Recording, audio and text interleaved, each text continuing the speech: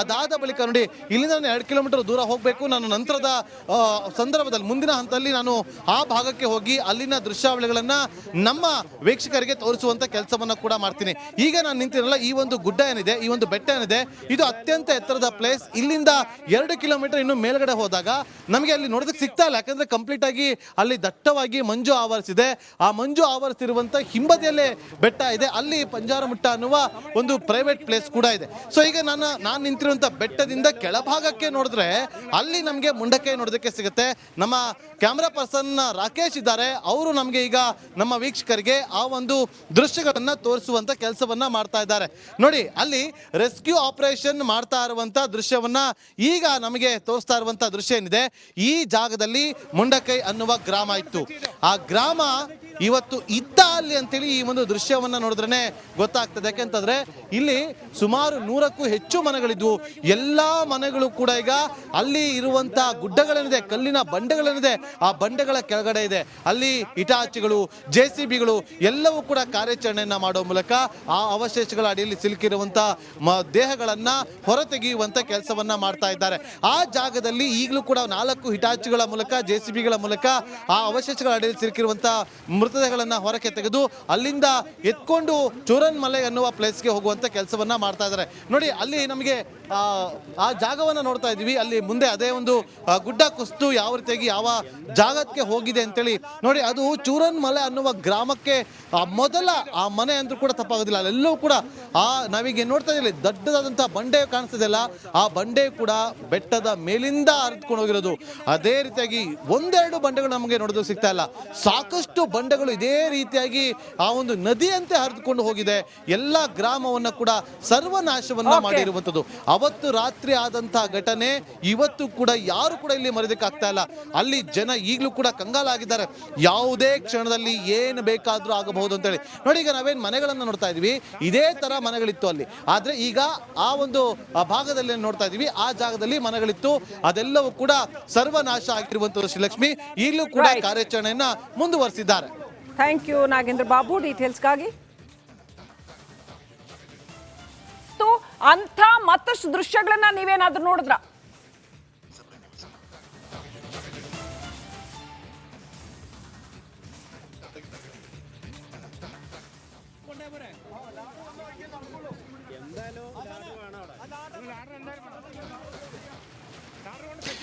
ಶ್ರೀಲಕ್ಷ್ಮಿ ನೋಡಿ, ಈಗ ನಾವೇನು ನಮ್ಮ ಸ್ಕ್ರೀನ್ ಮೇಲೆ ಒಂದು ದೃಶ್ಯಾವಳಿಯನ್ನ ಗಮನಿಸ್ತಾ ಇದ್ವಿ, ಇದು ಮಂಗಳವಾರದ ದೃಶ್ಯಾವಳಿ.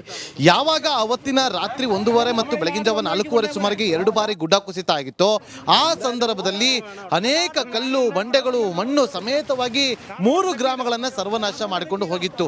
ಆ ಸಂದರ್ಭದಲ್ಲಿ ಅನೇಕ ಜನ ಅಲ್ಲಿ ಸಿಲುಕೊಂಡಿದ್ರು ಅವಶೇಷಗಳ ಅಡಿಯಲ್ಲಿ. ಒಬ್ಬ ವ್ಯಕ್ತಿ ಜೀವಂತವಾಗಿ ಅಲ್ಲಿ ಸಿಲುಕಿಕೊಂಡು ಒದ್ದಾಡ್ತಾ ಇರ್ತಾನೆ, ಆತ ಬೆತ್ತಲೆ ಆಗಿರ್ತಾನೆ, ಆತನ ಮೈ ಮೇಲೆ ಬಟ್ಟೆ ಇರೋದಿಲ್ಲ.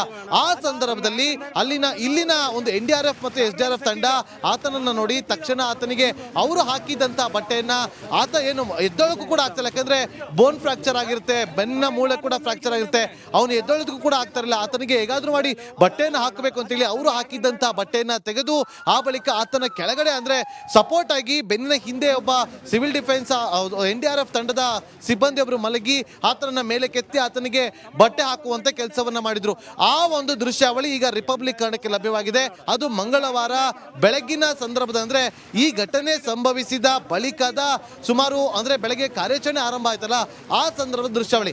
ಅಂದ್ರೆ ಈ ದೃಶ್ಯಾವಳಿ ನಾವು ನೋಡ್ತಾ ಇದ್ದೀವಲ್ಲ, ಚೋರನ್ ಮಲೆ ಅನ್ನುವ ಜಾಗದಲ್ಲಿ ಆ ಒಂದು ನದಿಯನ್ನು ಕೊಚ್ಕೊಂಡು ಹೋಗಿತ್ತು, ಬೆಟ್ಟ ಗುಡ್ಡಗಳು ಕೊಚ್ಕೊಂಡು ಹೋಗಿತ್ತು.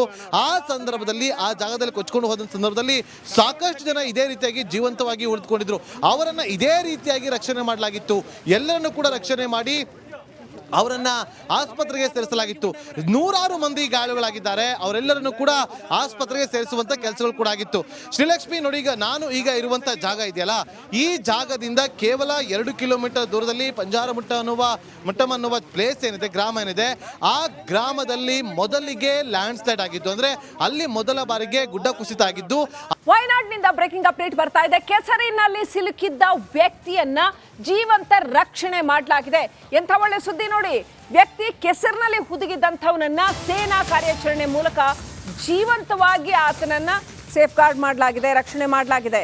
ಕೆಸರಲ್ಲಿ ಅಲ್ಲಿ ಆಳವಾದ ಕೆಸರು, ಅದೇನು ಸಾಮಾನ್ಯದ ಕೆಸರಲ್ಲ, ಜೀವನೇ ಹೋಗೋ ಅಂತ ಒಂದು ಕೆಸರು ಅದ್ರಲ್ಲಿ ಸಿಕ್ಕಾಕೊಂಡ್ರೆ ತಾನೇ ಮೇಲೆ ಎದ್ದು ಬರೋದು ತುಂಬಾನೇ ಕಷ್ಟ ಆಗುತ್ತೆ.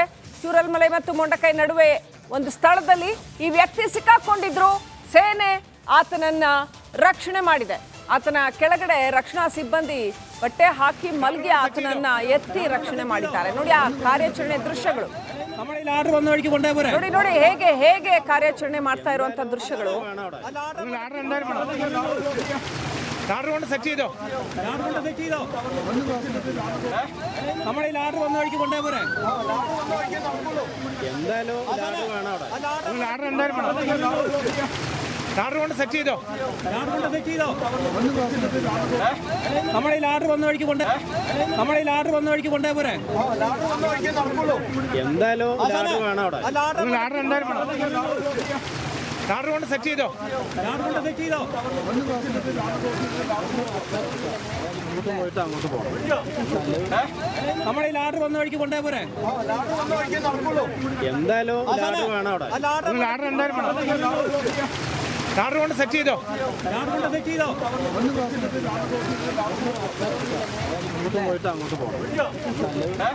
നമ്മളെ ಆರ್ಡರ್ വന്ന വഴിക്ക് കൊണ്ടേ പോരെ. ಈ ದೃಶ್ಯ ವೀಕ್ಷಕರ ಮಂಗಳವಾರ ನಡೆದಿರ್ತಕ್ಕಂಥ ಘಟನೆ. ಈ ದೃಶ್ಯ ಈಗ ಲಭ್ಯವಾಗಿರ್ತಕ್ಕಂಥದ್ದು. ಇದು ಇವತ್ತಿನ ದೃಶ್ಯ ಅಲ್ಲ, ಬದಲಾಗಿ 2 ದಿನದ ಹಿಂದಿನ ಘಟನೆ ನಡೆದಿರ್ತಕ್ಕಂಥದ್ದು ಮಂಗಳವಾರ. ಈ ದೃಶ್ಯ ಲಭ್ಯ ಆಗಿರುವಂಥದ್ದು ಇವತ್ತು ನಮ್ಗೆ. ಆ ವ್ಯಕ್ತಿಯನ್ನ ಅಂತೂ ಇಂತೂ ರಕ್ಷಣೆ ಮಾಡಿದ್ದಾರೆ ನೋಡಿ. ಅವ್ರು ಕೆಳಗಡೆ ಹೋಗಿ ಅಂದ್ರೆ ಹೇಳೋದಕ್ಕೆ ಆ ವ್ಯಕ್ತಿಗೆ ಶಕ್ತಿ ಇಲ್ಲ. 2 ದಿನ ಆಗೋಗಿದೆ ಹಂಗೆ ಬಿದ್ಕೊಂಡು ಕೆಸರಲ್ಲಿ ಸಿಕ್ಕಾಕೊಂಡು, ಊಟ ತಿಂಡಿ ಇರೋದಿಲ್ಲ ಅಲ್ಲಿ, ಯಾವುದೇ ತರ ಸಹಾಯ ಇಲ್ಲ. ಬದುಕುಳಿದಿದ್ದಾನೆ ಆತ, ಉಸಿರಿಡ್ಕೊಂಡು ಬದುಕುಳಿದಿದ್ದಾನೆ. ಆತನನ್ನ ರಕ್ಷಣೆ ಮಾಡಲಾಗಿದೆ.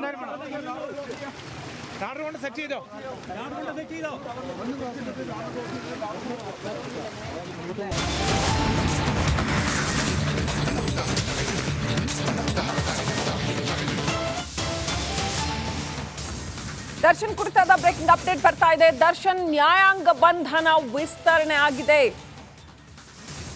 ಇವತ್ತಿಗೆ ಜುಡಿಷಿಯಲ್ ಕಸ್ಟಡಿ ಅಂತ್ಯ ಆಗಿತ್ತು. ಮತ್ತೆ 14 ದಿನ ನ್ಯಾಯಾಂಗ ಬಂಧನ ವಿಸ್ತರಣೆ ಮಾಡಲಾಗಿದೆ. ಸಾಕಷ್ಟು ನಿರೀಕ್ಷಿತವಾದಂತ ಒಂದು ಬೆಳವಣಿಗೆ ಇದು. ದರ್ಶನ್ ನ್ಯಾಯಾಂಗ ಬಂಧನ ವಿಸ್ತರಣೆ ಆಗುತ್ತೆ ಅಂತ ನಿರೀಕ್ಷೆ ಮಾಡಲಾಗಿತ್ತು. ಯಾಕಂತಂದ್ರೆ ಇನ್ನಷ್ಟು ದಿನ ವಿಚಾರಣೆಗೆ ಬೇಕು ಅಂತ ಮತ್ತು ಯಾತಕ್ಕೋಸ್ಕರ ಬೇಲ್ ಕೊಡಬಾರ್ದು ಅಂತ ಬೇಕಾದಷ್ಟು ದಾಖಲೆಗಳನ್ನ, ಸಾಕ್ಷ್ಯಗಳನ್ನ ಕೋರ್ಟ್ ಮುಂದೆ ಹಾಜರುಪಡಿಸಲಾಗಿದೆ. ಹಾಗಾಗಿ ನ್ಯಾಯಾಂಗ ಬಂಧನ ಮತ್ತೆ 14 ದಿನ ವಿಸ್ತರಣೆ ಆಗಿದೆ. ಕೋರ್ಟ್ ಮುಂದೆ ವಿಡಿಯೋ ಕಾನ್ಫರೆನ್ಸ್ ಮುಖಾಂತರ ಹಾಜರುಪಡಿಸಿದ್ದಾರೆ. ಆನಂತರ ಮತ್ತೆ ಕಸ್ಟಡಿ ಎಕ್ಸ್ಟೆಂಡ್ ಆಗಿದೆ.